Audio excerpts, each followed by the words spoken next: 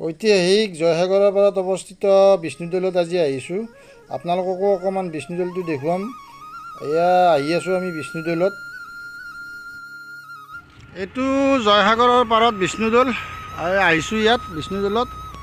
ইতিমধ্যে তলাতল ঘৰ ৰংঘৰ চাই আহিলোঁ। এয়া বিষ্ণুদৌলত আহি আছোঁ। আপোনালোককো অকণমান দেখুৱাই দিছোঁ বিষ্ণুদৌলটো। এয়াই হ'ল জয়সাগৰ। এয়া বিষ্ণুদৌলত আহি আছোঁ। জয়সাগৰৰ পাৰত বিষ্ণুদৌল।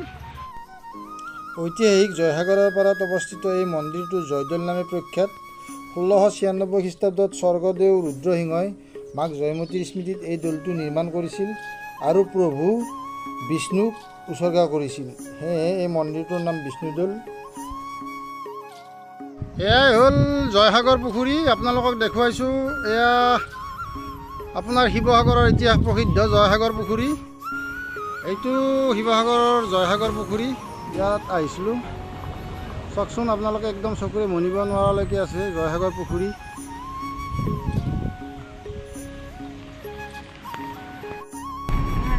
এয়া জয়সাগৰ পুখুৰীৰ পাৰে পাৰে গৈ আছোঁ।